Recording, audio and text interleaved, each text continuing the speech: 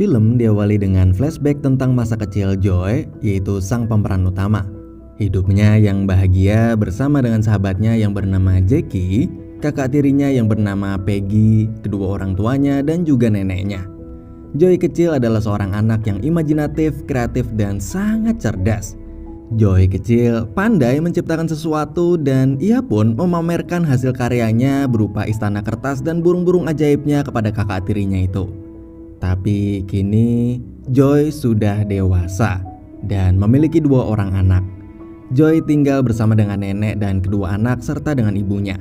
Ibu Joy yang depresi setelah perceraiannya dengan ayahnya itu, sehari-harinya ia hanya menonton acara opera sabun di televisi. Selain itu, mantan suami Joy yang bernama Tony juga masih menumpang di rumah Joy dan tinggal di basement rumahnya. Sehari-hari kegiatan Joy adalah bekerja untuk mencukupi kebutuhan anak-anak dan keluarganya, mengurus seluruh keperluan rumah, juga menghadapi kejenuhan akan sikap ibunya yang begitu pasif karena cuma nonton TV terus sepanjang hari. Joy sangat kesal, namun sebagai anak yang berbakti, ia tetap dengan sabar mengurusi ibunya itu.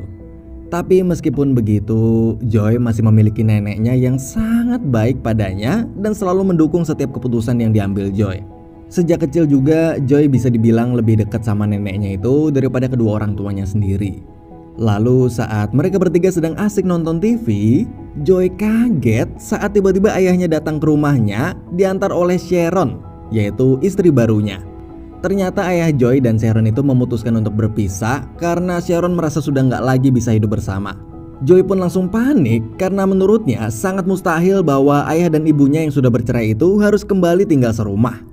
Apalagi trauma pasca perceraian dan depresi yang dialami oleh ibunya itu belum sepenuhnya pulih. Tapi akhirnya Joy tetap memperbolehkan ayahnya itu tinggal di rumahnya, namun di dalam basement bersama dengan mantan suaminya.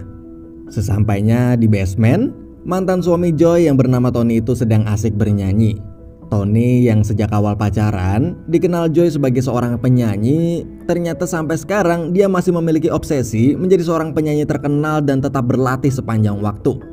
Melihat keberadaan sang ayah di ruangan tempat tinggalnya, Tony pun terkejut dan terlihat Tony nggak menyukai ayahnya Joy itu.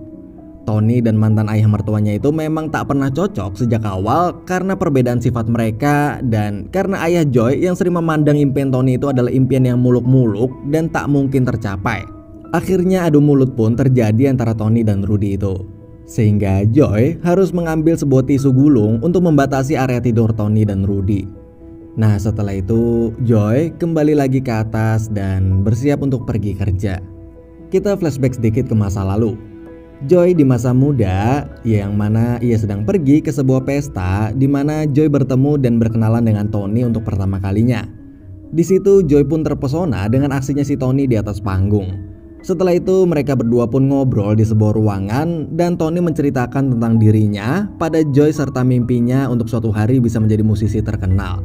Mendengar itu Joy pun sangat kagum dengan sosok Tony yang optimis dan berani bermimpi. Sangat berbeda dengan dirinya yang hanya menjalani hari-hari membosankan karena harus bekerja demi menuruti keinginan orang tuanya. Setelah obrolan mereka yang sangat dekat dan akrab itu, Joy pun akhirnya merasa bahwa dia telah jatuh hati pada Tony. Dan setelah malam itu, Joy dan Tony pun berpacaran. Hingga pada suatu hari mereka pun menikah. Meskipun Tony sebenarnya adalah pria yang baik, tapi Tony ini pria yang malas dalam mencari nafkah nih guys. Tony berpikir bahwa dirinya nggak diciptakan untuk menjadi karyawan dan ia tetap bersikeras untuk menjadi seorang penyanyi. Joy yang saat itu sudah menjadi ibu dan memiliki dua anak pun seperti menanggung semuanya sendirian. Bekerja, mengurus anak, juga mengurus rumah seorang diri. Akibatnya mereka sering bertengkar hebat hingga Joy pun frustasi dan akhirnya mereka pun memilih jalan perceraian. Meskipun sampai saat ini si Tony masih tinggal di basement rumahnya Joy, tapi jauh di lubuk hatinya Tony, ia masih mencintai Joy. Kembali ke sang ayah. Ternyata ayah Joy yang merasa kesepian setelah berpisah dengan istri barunya itu pun kemudian mengikuti sebuah biro jodoh yang menyambungkan klien-kliennya via telepon. Di situ Rudy pun berkenalan dengan Trudy, seorang janda kaya yang juga tertarik padanya. Nah, biar kalian gak salah denger, si janda itu pakai T ya guys, Trudy. Kalau ayahnya Joy, Rudy aja. Nah, singkat cerita, mereka pun merencanakan sebuah kencan. Trudy dengan mobil mewahnya menjemput Rudy di rumah Joy. Kencan malam itu bisa dibilang berhasil dan mereka pun sepakat untuk berpacaran. Dan untuk merayakan hubungan mereka, Trudy pun mengajak Rudy untuk berlibur menggunakan kapal pribadi miliknya dan mengajak Joy serta keluarganya untuk ikut. Di atas perahu itu, mereka bernyanyi bersama, menikmati red wine dan lain sebagainya. Tapi sialnya, saat kapal oleng, gelas-gelas serta botol red wine itu pun jatuh dan pecah. Karena panik, Joy langsung mencari kain pel dan membersihkannya. Namun saat Joy memeras pelnya itu, pecahan kaca di situ pun membuat tangannya Joy terluka. Setibanya di rumah dengan tangan yang masih diperban, Joy tiba-tiba seperti mendapatkan ide berkat kejadian wine tumpah tadi. Ia mulai membayangkan sesuatu. Imajinasi Joy seakan seperti meledak saat itu. Semua keluarganya sampai bingung melihat tingkah laku Joy itu, tapi Joy tetap bisa fokus. Hingga akhirnya nenek dan ayahnya menyuruhnya untuk tidur karena menganggap Joy sedang kelelahan. Di dalam tidurnya itu, Joy bermimpi bertemu dengan sosok dirinya yang masih kecil. Joy kecil yang penuh bakat dan ide-ide brilian itu pun langsung memarahi Joy besar karena selama 17 tahun ini ia sudah menyanyiakan waktunya dan melupakan semua mimpinya. Dan tak ada yang menyangka bahwa kejadian wine tumpah dan tangan Joy yang terluka itu pada akhirnya menjadi titik balik Joy menemukan kembali siapa dirinya yang sebenarnya. Akhirnya setelah Joy bangun, dia langsung berkata pada ayahnya bahwa bila ayahnya masih mau tinggal di rumahnya, maka ayahnya itu harus mengizinkan Joy untuk mengajukan proposal investasi atas ide barunya itu ke pacar baru ayahnya yang kaya raya itu. Setelah itu, Joy pun meminjam krayon milik anaknya dan mulai menggambar ide-ide desain di kepalanya. Singkat cerita, setelah semua itu Joy lalu mempresentasikan ide bisnisnya dan berapa dana yang ia butuhkan untuk proses produksi pada Trudy. Dan ternyata ide cemerlang Joy itu adalah sebuah desain baru alat pel nih guys. Yap, alat pel ciptaan Joy itu adalah pel yang bisa memeras sendiri tanpa perlu diperas langsung oleh tangan. Jadi gagang di pel itu nantinya tinggal ditarik dan otomatis air di kain pel itu akan terperas sendiri. Namun setelah presentasi panjang lebar dari Joy itu, Trudy lalu menegaskan dan menanyakan 3 hal pada Joy. Pertanyaan pertama, di mana Joy sekolah? Pertanyaan kedua, siapa Joy saat di sekolah itu? Dan pertanyaan terakhir adalah, bila di dalam satu ruangan hanya ada Joy dan saingan bisnisnya serta sebuah pistol, apakah Joy berani untuk menembakkan pistol itu ke arah lawan bisnisnya? Dan mendengar pertanyaan itu, Joy pun menjawab, I pick up the gun. Singkat cerita, Trudy akhirnya sepakat untuk meminjamkan sejumlah modal untuk Joy. Dan Joy juga mendapatkan izin penggunaan sebagian area bengkel ayahnya itu untuk melakukan proses produksi. Dan tahap pertama, proses produksi Joy pun dimulai.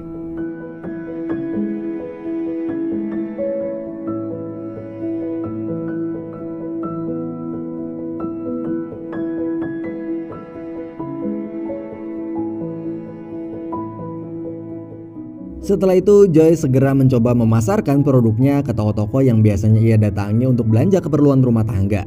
Tapi ternyata kebanyakan toko itu rata-rata sudah bekerja sama dengan perusahaan-perusahaan besar dan menolak untuk memasarkan produk milik Joy itu. Joy menawarkan pel barunya yang seharga $20 itu dan menjelaskan bahwa pelanggan hanya perlu mengeluarkan $20 sekali aja karena pel buatan Joy itu adalah pel yang awet dan tahan lama. Namun tawaran Joy itu tetap ditolak karena dari segi bisnis akan lebih menguntungkan bila pelanggan membayar $5 100 kali daripada $20 hanya 1 kali. Maka dari itu perusahaan itu lebih memilih menjual produk yang murah dibanding yang awet. Tak putus asa, Joy akhirnya mencoba cara pemasaran tradisional, yaitu dengan berjualan langsung di lapangan. Ia melakukan demo produknya itu di halaman parkir sebuah pasar swalayan besar bernama Kmart. Namun sayangnya tak ada yang membeli produk Joy itu dan petugas keamanan pun malah menyita produknya karena berjualan sembarangan. Karena frustasi, Joy akhirnya pulang ke rumah dan menangis. Kemudian sang mantan suami Joy yang merasa simpati dengan perjuangan mantan istrinya itu pun lalu kemudian berinisiatif untuk mengenalkan Joy pada kenalannya yang memiliki sebuah stasiun televisi dan memiliki program acara home shopping. Joy bersama Tony pun kemudian diundang untuk datang ke kantor tersebut untuk melakukan presentasi produk di hadapan jajaran direksi di sana. Awalnya Joy merasa dirinya dijadikan bahan lelucon oleh orang-orang itu. Hingga salah satu pimpinan yang bernama Nell Walker kemudian menjelaskan bahwa mereka nggak bermaksud mengejek Joy. Nell pun kemudian menceritakan kisah jatuh bangun dirinya di dunia bisnis sama seperti yang Joy alami saat ini. Sampai akhirnya Nell pun tertarik dengan produk serta kegigihan Joy itu dan Nell lalu meminta Joy untuk memproduksi 50.000 alat pel untuk dijual di program TV miliknya. Mendengar itu, Joy pun girang bukan main. Dan dia juga kaget pas Nell mengajaknya menyaksikan proses syuting live acara home shopping di studionya. Joy kemudian kagum saat melihat derasnya arus pembelian yang masuk melalui telepon itu. Di situ Nell lalu menyemangati Joy dan berkata bahwa produk alat pelnya pun bisa menembus penjualan sebanyak puluhan ribu unit seperti yang saat itu Joy sedang saksikan. Lalu akhirnya Joy memutuskan untuk mengajukan pinjaman modal kedua pada Trudy yang membuat Trudy cukup syok karena hasil dari pinjaman modal sebelumnya aja belum ada hasilnya. Awalnya Trudy itu menolak, namun setelah Joy berhasil meyakinkannya bahwa program TV itu sangatlah hebat, akhirnya Trudy pun mau meminjamkan lagi modal untuk menambah kapasitas produksi alat pelnya Joy itu. Hingga hari yang dinanti-nantikan pun tiba. Saatnya produk alat pel Joy disiarkan di acara home shopping tersebut. Semua keluarganya serta sahabatnya pun nonton bareng acara TV itu dan berharap acara itu akan sukses dan Joy bakalan kebanjiran order. Namun malam itu ternyata alat pel Joy itu gak terjual satu unit pun. Joy begitu terpukul hingga tak bisa mengucapkan satu patah kata pun. Ia lalu menelpon Nell yang sebelumnya telah menyuruhnya untuk memproduksi 50.000 alat pel itu dan Joy pun meminta ganti rugi. Namun sayangnya kontrak kerja mereka itu nggak menyebutkan bahwa barang yang nggak berhasil terjual akan diganti penuh. Joy di situ merasa sangat hancur dan frustasi, tapi dia nggak mau nyerah. Keesokan harinya, ia lalu pergi ke kantornya Nell dan meminta untuk memberinya satu kesempatan lagi. Dengan syarat, harus dia sendirilah yang membawakan demo alat pel dan menjadi host di acara home shopping TV itu.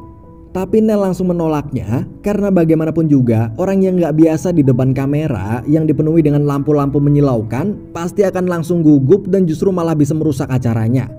Tapi karena Joy terus-menerus meyakinkan Nell, maka Nell pun akhirnya mau mengizinkan Joy itu. Dan akhirnya sampailah di hari di mana Joy mendapatkan kesempatan keduanya itu. Joy didandani seperti artis lainnya dengan pakaian dan make up yang sangat berbeda dengan Joy sebelumnya. Tapi Joy pun langsung mengganti lagi pakaiannya itu dengan pakaian dia sehari-hari dan berkata bahwa dia ingin tampil apa adanya dan akan mewakili isi hati penonton yang mayoritas adalah para emak-emak. Hingga saat giliran Joy pun tiba. Dan Joy di situ langsung diam mematung di depan kamera. Joy nggak tahu harus berbuat apa dan berkata apa sampai Nell benar-benar khawatir dan terus mencoba menyadarkan Joy. Akhirnya ada sebuah telepon masuk yang ternyata telepon itu adalah telepon dari sahabatnya Joy yang sedang menonton acaranya bersama keluarganya di rumah. Sahabatnya itu berpura-pura menanyakan tentang alat pel yang sedang Joy pegang itu. Seketika itu Joy pun langsung sadar dan seketika itu pula Joy langsung lancar dalam bicara serta menjelaskan alat pel ciptaannya di depan kamera. Not another mop right here. And I guarantee you, there will be no regrets. The phones are ringing. This is going to be the greatest. Oh my God, 29,000 movable mop head that I can put into the washing machine. It's the only mop that you're ever gonna buy, the best mop you're ever gonna use. Yes. Oh my God. No way.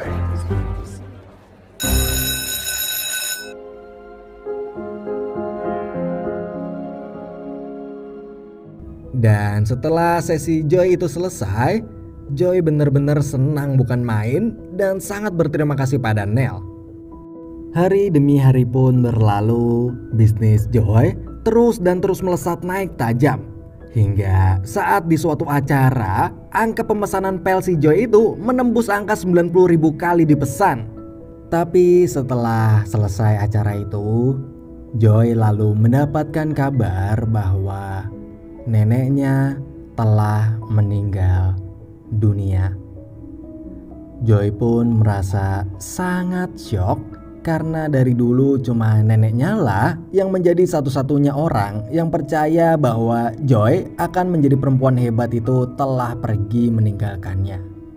Keesokan harinya setelah pemakaman neneknya Joy itu, Joy pun mendapatkan kabar bahwa pabrik tempatnya membuat pel itu secara sepihak menaikkan harga produksinya.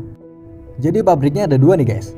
Pabrik untuk pembuatan gagang dan komponen-komponen pelnya Joy itu dibuat di pabrik eksternal atau pabrik luar. Sedangkan untuk pabriknya Joy itu sendiri hanya untuk kain pel serta pemasangan komponen-komponen yang udah jadinya aja. Keesokan harinya, Joy lalu pergi sendirian ke California, tempat pabrik pembuatan pelnya itu. Di sana dia protes karena si pemilik pabrik yang menaikkan harga produksi itu dan terkesan seperti memeras Joy di saat tahu bahwa penjualan pelnya udah mulai laku keras. Joy pun lalu meminta melihat ruang di mana desain pelnya itu diproduksi, tapi malah dilarang. Kalian bisa bayangin ya guys, orang yang mesen buat dibikinin suatu produk, tapi justru dia nggak boleh lihat proses bikinnya. Tapi Joy nggak kehabisan akal. Ia lalu pura-pura numpang pergi ke toilet, dan saat udah di toilet itu, Joy lalu nemuin sebuah ventilasi. Dan saat Joy masuk ke ventilasi itu, ternyata Joy nggak sengaja sampai ke gudang tempat produksi pelnya itu. Dan betapa terkejutnya dia saat ngeliat bahwa pabrik itu ternyata malah ngeklaim hak paten atas desain pel yang Joy buat. Mengetahui hal itu, Joy pun marah besar karena pabrik itu selama ini diam-diam udah nyuri desain hak paten pelnya Joy dan ngejual pel itu tanpa sepengetahuan Joy. Namun manajer pabrik dan anak buahnya itu tetap bersikeras bahwa pel itu sekarang udah menjadi milik mereka dan mereka langsung memanggil polisi buat ngusir Joy. Singkat cerita, beberapa waktu kemudian Joy menghadapi tuntutan atas setiap penjualan pel Joy sebelumnya itu. Karena pel-pel Joy itu dianggap sebagai pel desain dari pabrik itu. Saat itu di mata hukum, Joy bisa dibilang kalah. Dan seluruh keluarga Joy pun marah padanya karena telah membuat Rudy rugi dan kehilangan uang investasinya. Bahkan ayahnya sendiri pun terus dan terus memarahi Joy dan menyuruh Joy untuk menandatangani surat pernyataan bangkrut. Awalnya Joy itu menolak karena merasa masih ingin berjuang sedikit lagi. Tapi setelah didesak oleh Trudy, ayah dan pengacara Trudy itu pun, Joy akhirnya mau bertemu dengan notarisnya dan menyatakan bahwa dia telah bangkrut. Dan semenjak itulah hubungan antara Joy dan investornya yaitu Trudy telah selesai di mata hukum.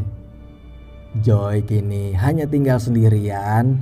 Ia tak punya seorang pun yang mendukungnya sama sekali baik dari segi dana maupun modal.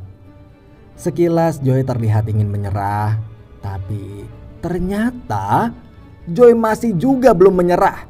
Joy memutuskan untuk berubah menjadi pebisnis yang lebih tangguh hingga memotong rambutnya itu. Setelah itu Joy semalaman terus dan terus mempelajari soal hukum hak paten serta kasusnya itu. Hingga pada keesokan harinya Joy pergi seorang diri ke Dallas untuk bertemu dengan pemilik pabrik itu secara pribadi di sebuah hotel. Gak lama kemudian pemilik pabrik itu datang dan mengancam Joy dengan berkata bahwa di situasi yang hanya mereka berdua di ruangan itu, pemilik pabrik itu bisa aja ngebunuh si Joy. Dan Joy akan dianggap bunuh diri karena emang dia habis bangkrut. Mendengar ancaman itu, Joy nggak gentar sama sekali. Joy lalu dengan tenang membongkar trik-trik pemilik pabrik itu dan menjelaskan bahwa ada perbedaan antara desainnya dan desain pabrik itu. Serta tanggal pendaftaran desain yang sama itu ternyata lebih duluan Joy yang udah terdaftar di Hong Kong. Yang artinya pemilik pabrik itu akan kalah di mata hukum dan akan dikenakan tuduhan pencurian ide dan penipuan. Mendengar semua perkataan Joy yang sangat detail itu, si pemilik pabrik itu pun langsung ketakutan dan kemudian minta maaf. Serta akan mengembalikan semua uang Joy dan kerugian yang Joy alami sebesar $50.000 ditambah $50.000 lagi beserta dengan bunga. Joy pun lalu berkata bahwa dia nggak berniat untuk melanjutkan kasus hukum itu asalkan dia mau menandatangani surat pernyataan yang udah Joy siapkan. Dan akhirnya Joy pun menang. Hak paten alat pel Joy itu kembali menjadi miliknya dan dia saat ini juga udah nggak lagi terikat sama si Trudy.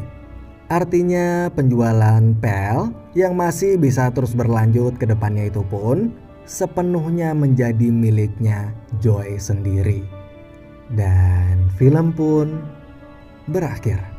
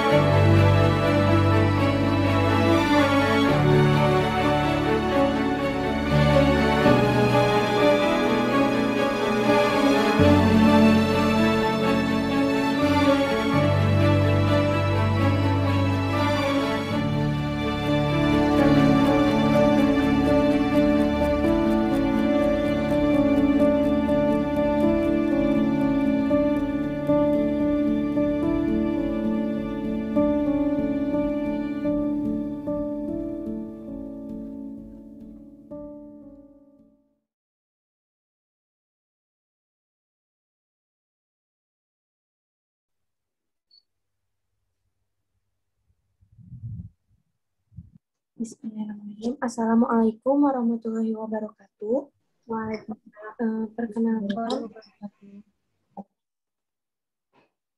Perkenalkan kami dari kelompok 2 yang akan mempresentasikan materi tentang metode demonstrasi. Saya Milda Rahmawati. Di sini saya akan menjadi moderator dari kelompok 2 yang akan memandu jalannya presentasi. Baik, untuk itu kita memperkenalkan anggotanya terlebih dahulu. Di sini saya Milda Rahmawati sebagai pemateri pertama. Perkenalkan, saya April dari pemateri kedua. Saya Amalia Yulianti, pemateri ke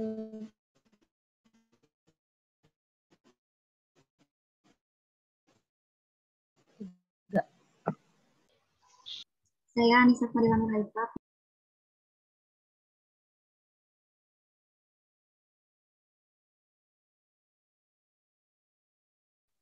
Saya Irfan Maulana sebagai pemateri terakhir.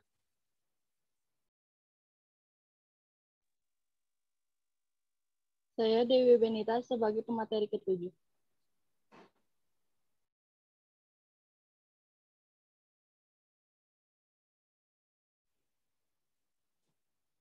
Baik, selanjutnya pemaparan materi pertama yang akan disampaikan oleh saya sendiri. Di sini ada pengertian metode demonstrasi. Metode demonstrasi adalah di mana seorang guru ataupun peserta didik memperagakan langsung suatu hal yang kemudian diikuti oleh peserta didik, sehingga ilmu atau keterampilan yang didemonstrasikan lebih dapat bermakna dalam ingatan masing-masing peserta didik. Dalam demonstrasi, diharapkan setiap langkah pembelajaran dari hal-hal yang didemonstrasikan itu dapat dilihat dan mudah oleh murid dan melalui prosedur yang benar dan materi yang diajarkan dapat dimengerti. Selanjutnya, materi kedua yang akan disampaikan oleh April. Kepada April, saya persilahkan.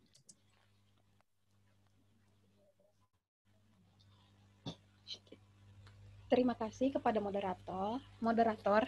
Di sini saya akan memaparkan mengenai keuntungan dan keterbatasan metode demonstrasi. Menurut Jamrah dan Zain, pada halaman 91 tahun 2010, dalam Deswita, metode demonstrasi mempunyai keuntungan dan kelebihan. Keuntungannya, 1. Dapat membuat pengajaran menjadi lebih jelas dan lebih konkret, sehingga menghindari verbalisme. 2. Siswa lebih mudah memahami apa yang dipelajari. 3. Proses pengajaran lebih menarik. Selain itu, ada keterbatasan dalam metode demonstrasi. Yang pertama, metode ini fasilitas seperti peralatan, tempat, dan biaya yang memadai tidak selalu tersedia dengan baik. Yang ketiga, demonstrasi memerlukan kesiapan dan perencanaan yang matang. Sekian pemaparan dari saya. Terima kasih. Saya kembalikan kepada moderator. Baik, terima kasih kepada Aprilia. Materi selanjutnya akan disampaikan oleh Astri. Kepada Astri, saya persilahkan.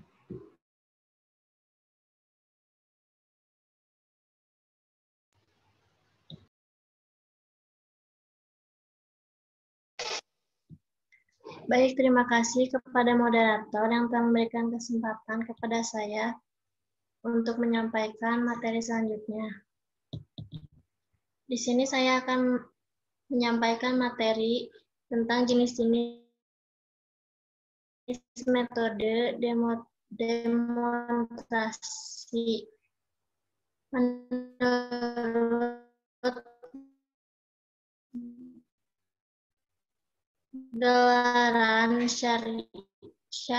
Syahrir tahun 2016, macam demonstrasi formil dan demonstrasi informal. Di sini saya akan menyampaikan demonstrasi formil. Demonstrasi formil membutuhkan banyak perencanaan dan persiapan bagi guru, tetapi nampak lebih berhasil jika dipakai untuk murid-murid sudah lebih siap daripada didasarkan pada metode informal, yaitu memberikan latihan hanya apabila kepada bagian atau mandor mengetahui bahwa latihan tersebut diperlukan. Terima kasih. Materi yang saya sampaikan cukup sekian. Saya kembalikan kepada moderator. Baik, terima kasih kepada Astri.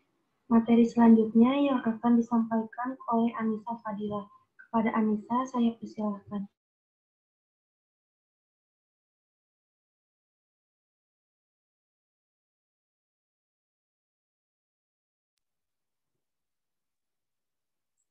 Baik, saya di sini akan melanjutkan materinya. Di sini ada tentang demonstrasi informal. Jadi, demonstrasi informal itu merupakan metode yang lebih mudah dan efektif dalam beberapa keadaan tertentu. Namun, mempunyai beberapa kelemahan yang sungguh berarti, misalnya memerlukan banyak waktu, mengakibatkan banyak, dan membuang-buang waktu juga, sebelum dapat memenuhi apa yang perlu diketahui oleh peserta didik. Selanjutnya, demonstrasi formal ini membutuhkan banyak perencanaan dan juga persiapan bagi guru, tetapi nampak lebih berhasil jika dipakai untuk murid-murid sudah lebih siap daripada didasarkan pada metode. Pada bagian mandor, mengetahui bahwa latihan tersebut diperlukan. Cukup sekian dari saya kembalikan ke moderator. Baik, terima kasih kepada Anissa Fadila. Materi selanjutnya yang akan disampaikan oleh Saudari Amel. Kepada Amel, saya persilahkan. Baiklah, terima kasih kepada moderator atas kesempatannya. Selanjutnya, saya akan memaparkan tentang langkah-langkah metode demonstrasi. Menurut Ali, tahun 2010, halaman 85-86, dalam Deswita, langkah-langkah penerapan metode demonstrasi adalah sebagai berikut. Yang pertama ada merumuskan kecakapan atau keterampilan yang hendak dicapai setelah demonstrasi. Yang kedua, ada mempertimbangkan penggunaan metode yang tepat dan efektif untuk mencapai tujuan yang dirumuskan. Yang ketiga, memilih alat yang mudah didapat dan mencoba sebelum didemonstrasikan supaya tidak gagal pada saat diadakan demonstrasi. Yang keempat, ada menetapkan langkah-langkah yang akan dilaksanakan.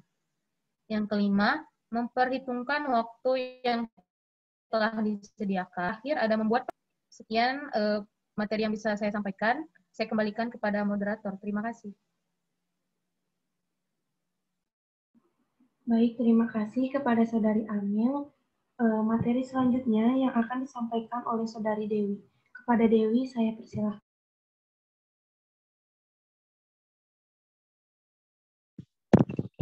Baik, terima kasih kepada moderator atas kesempatan yang sudah diberikannya.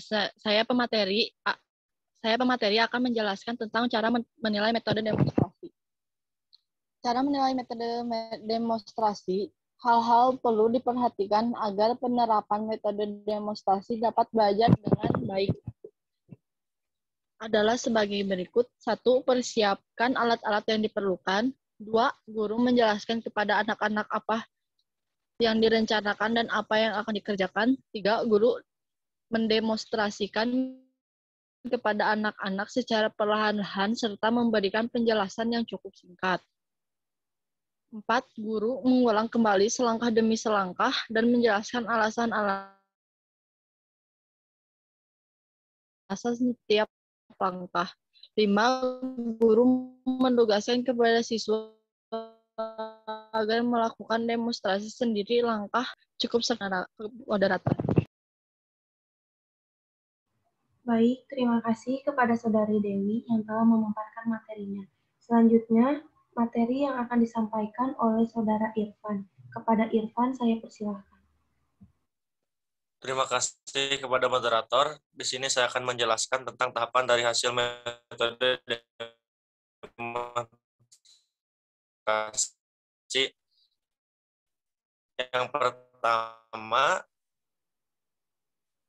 dan yang kedua pelaksanaan dan yang ketiga evaluasi. Selanjutnya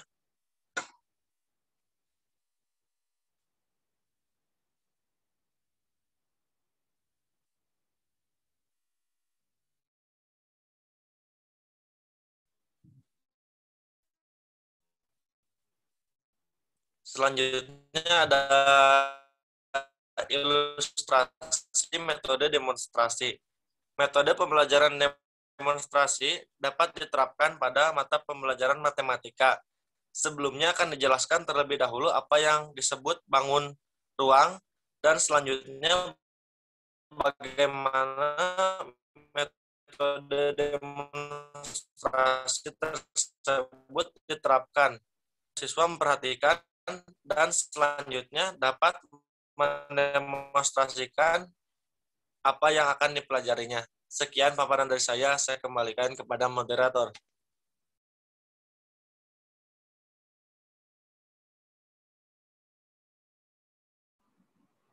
Baik, mungkin pemaparan dari kelompok kami sudah selesai. Selanjutnya ada video yang akan kelompok kami tayangkan tentang metode demonstrasi.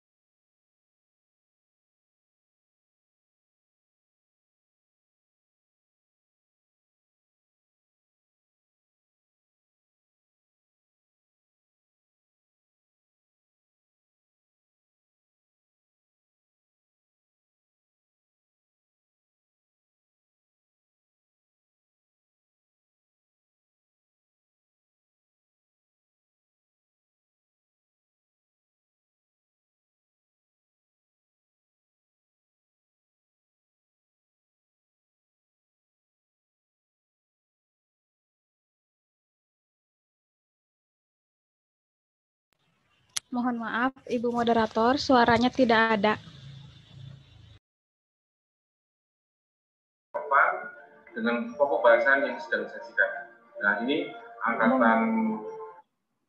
2015 PGSD Universitas Borneo Tarakan. Silakan menyaksikan.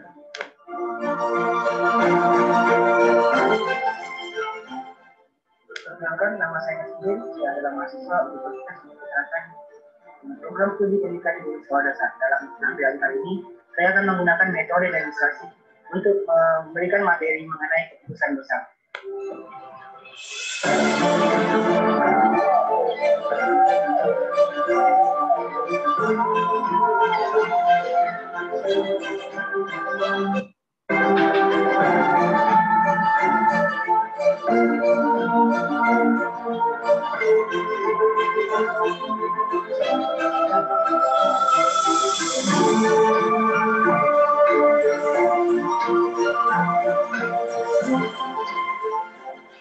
Assalamualaikum warahmatullahi wabarakatuh.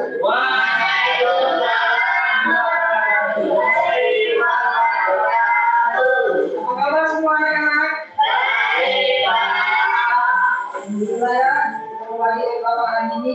Sebelum kita baca, bacakan soalnya di doa.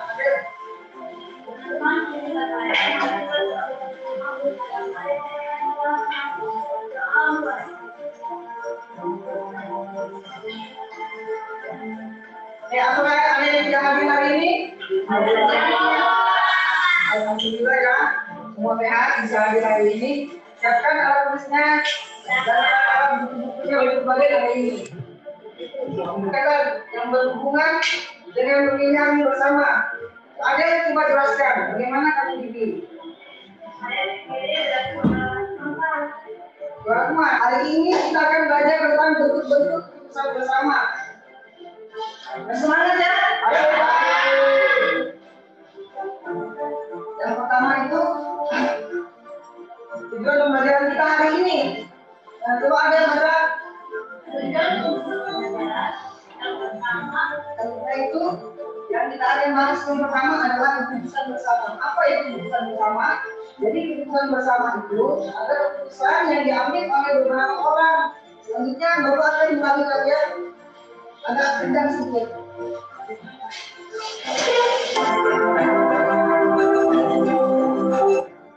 Itu bicara apa? Dari saudara muda. Kenapa? Itu harus dimulai ini. Cuma waktunya pendek ya Pak. Yasin, apa alasannya?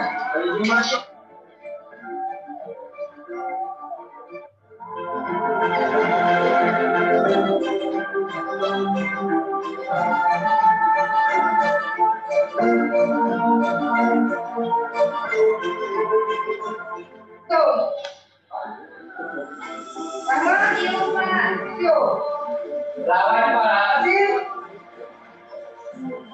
Baik. Michelle Pak.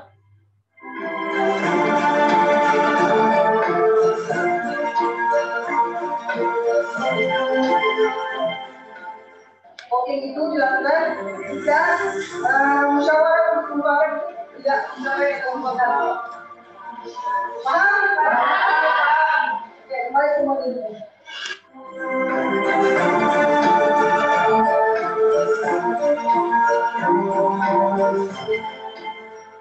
Bertanya sedikit mengenai apa yang telah pelajari hari ini. Iqbal, apa yang kamu ketahui tentang musyawarah itu mufakat? Musyawarah itu Pak berkumpul mencari kesepakatan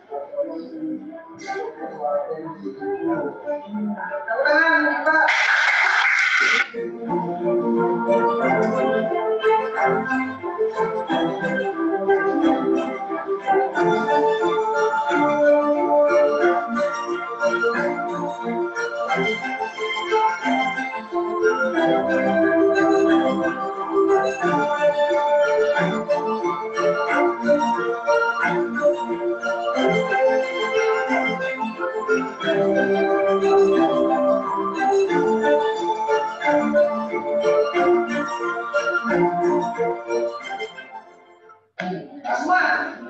Coba, saya bisa lagi ada ini.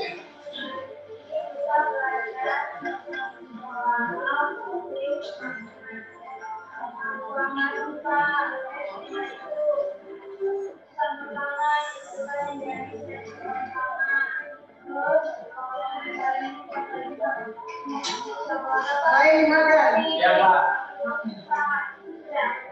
Tepuk tangan, saudara-saudara. Dan tadi apa yang kalian pelajari hari ini, Bapak harap bisa kalian terapkan dalam sekolah kalian, baik di keluarga, masyarakat, dan lain-lain ya. Ya, Pak. Gimana perasaan kalian hari ini?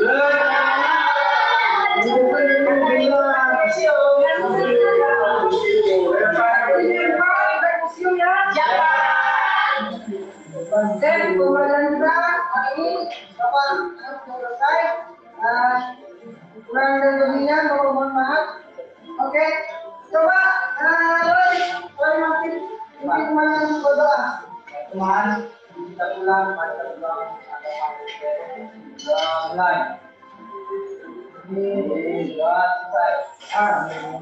Ya, assalamualaikum warahmatullahi wabarakatuh.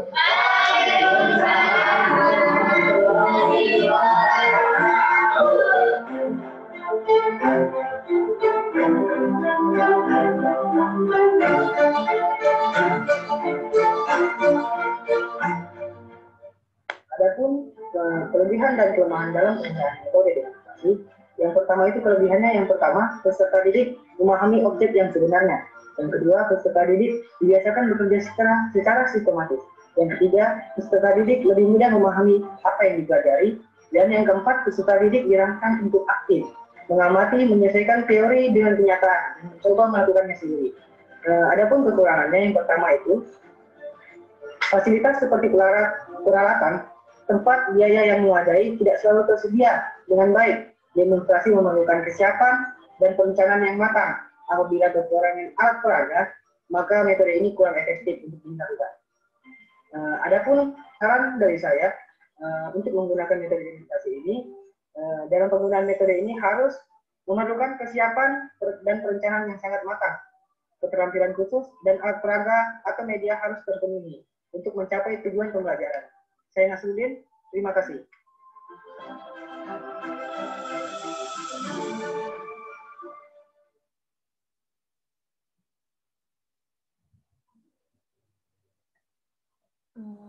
Baik, mungkin di film yang barusan kita tayangkan itu adalah contoh metode demonstrasi.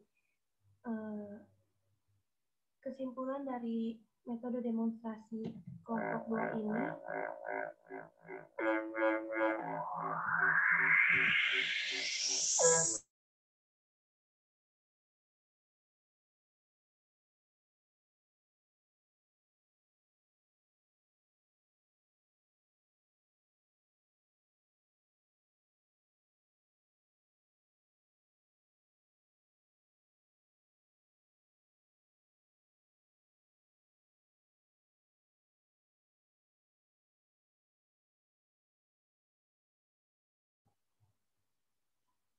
baik, itulah yang tadi video yang sudah kami tayangkan itu adalah contoh video tentang metode demonstrasi.